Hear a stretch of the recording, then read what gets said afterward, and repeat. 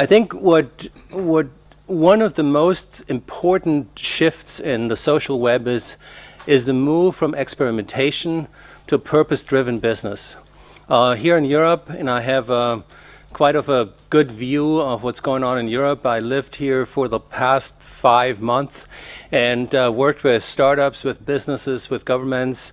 And right now there's still a lot of experimentation. But where we're going is to strategic engagement. And strategic engagement means, if there is a company and a CEO who runs an organization with 500 or 5,000 people, that CEO can't say, hey guys, social media is it, fire it up. That won't work, because there is an expectation from a market, from a customer base, and that expectation needs to be fulfilled. It isn't about tweeting and having a fan page. We all learned in the past years that this is actually not going to make a significant impact, even though many people tell us you have to have a fan page, you must tweet. But if you don't have a purpose, if you don't have a business objective, if you don't know why you do this together with your customers and with your market, it will have no effect. And by the way, if you're tweeting, we have roughly 100 people outside who retweet your content if it's interesting. That means that you will probably have the most retweets ever today. So if you're tweeting, just go ahead. The people who do that are one of the most networked people in Europe, and that was why we got actually to 6 million impressions over the activities from the last 4 weeks. So what I want to share with you real quick is give you a quick insight into the development in the US of social media, and we drew actually a behavioral map between Europe and the US. I mean, in 2003, LinkedIn started, Facebook got live, Twitter came on 2006, and the democratization and demarcation between personal and business got very blurry in 2007 in the US, and that is something we're just experiencing here in Europe today. There's still many people have a very clear demarcation between their personal and their business presence in the social web. The campaign of Barack Obama in 2008 made a significant impact on the US business in terms of social media. 2009, businesses start to promote their social presence. So like we all did in the 2000 timeframe, or 1997, 98, we said now we're also in the internet. The same happens, visit us on Facebook, tweet with us on Twitter, and that is something we're just barely seeing here today. So the interesting part of that list is that we have actually kind of a view into the crystal ball. Where is it going? 2010 in the US was pretty much the year of social media for business, and there was one significant mark we saw that change. And that mark was that businesses didn't fear so much of negative impact or negative comments. They feared more that they would not be mentioned at all. Those companies who started to get into the social web very proactive did this because they knew if people are not talking about them, there is actually no conversation about that company. There's one result out of this, is that companies realized, mainly today, mainly this year, that their communication to the market is completely outperformed by what we call user-generated content. A press release, even from a large enterprise, for one press release, you will recognize between 100 and 200 comments and posts and discussions in the social web, meaning that what happened just 5 years ago when a press release was issued and some communication from a company, that was dominating the information flow. Today, it's a faint of a sound in the background compared to what's going on in the social web.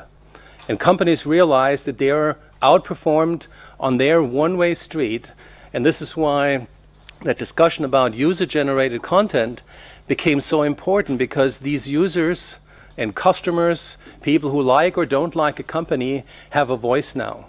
And that voice is so loud and became louder and louder that companies need to recognize if they're not working with these people, which are their customers, then they're actually failing in their business. So in 2011, the mid-market, meaning the small, medium businesses, became, for the first time, actually strategic, something we're not seeing here in Europe pretty much at all.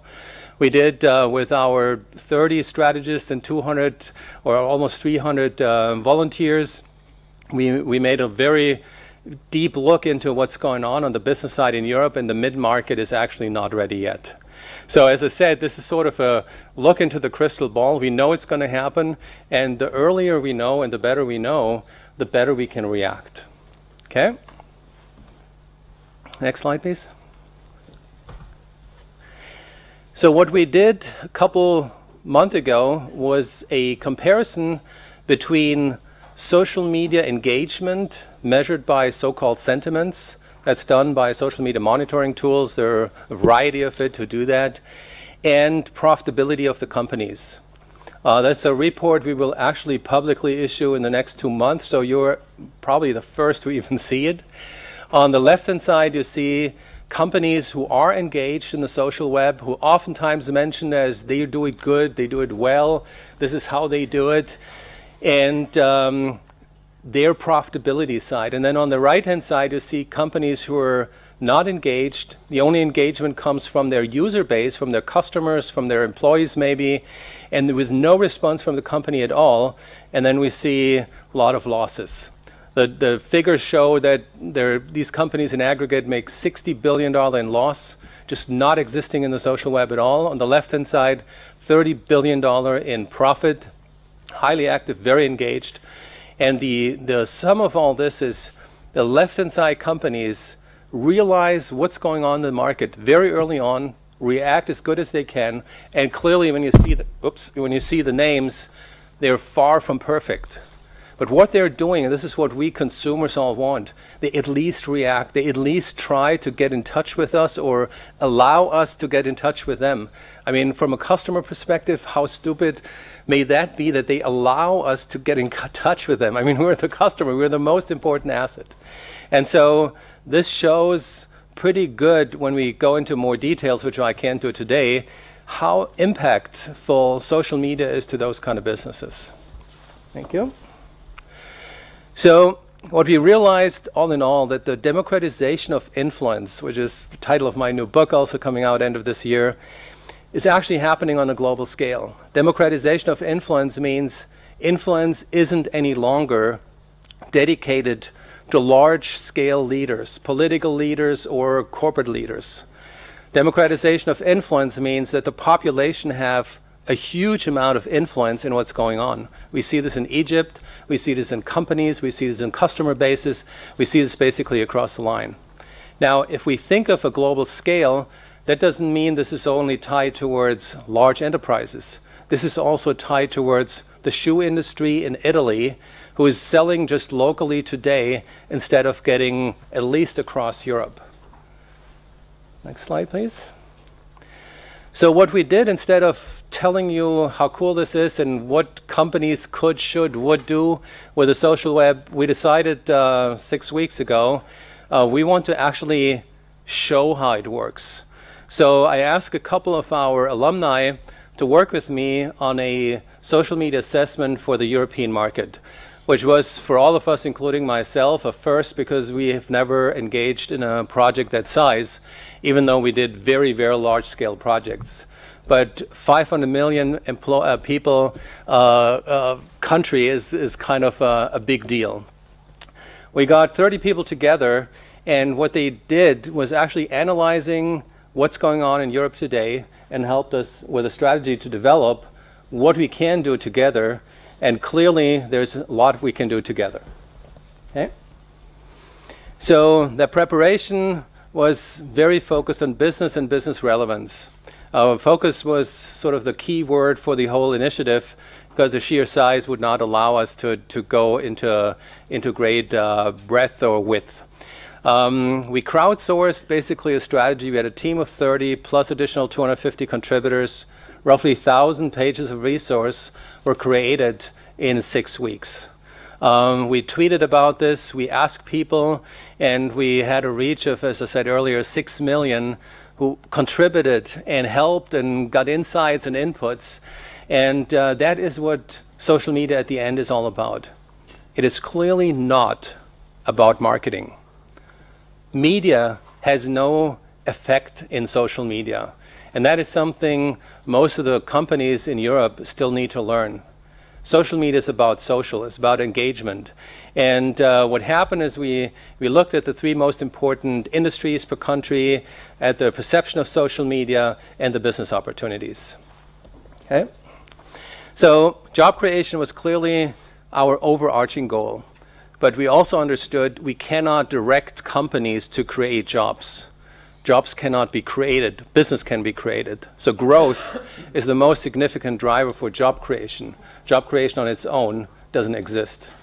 Okay?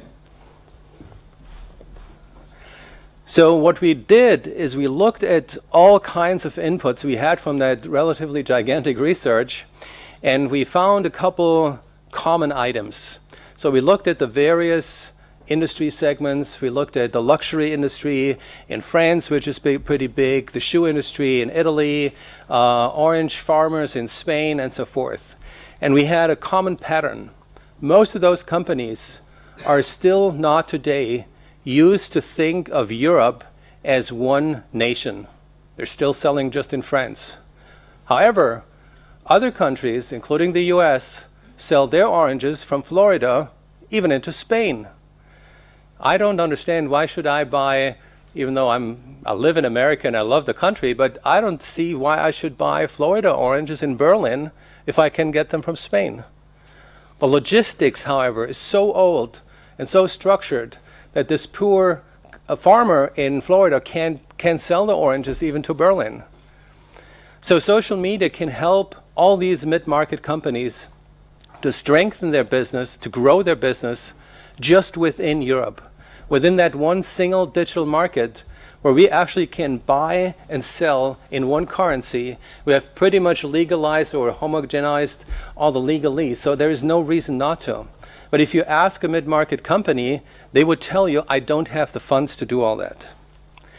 So helping those companies is one of the biggest impacts social media can do, because we can reach more business through export by being present in a market which is today available to 230 million European people in Facebook alone.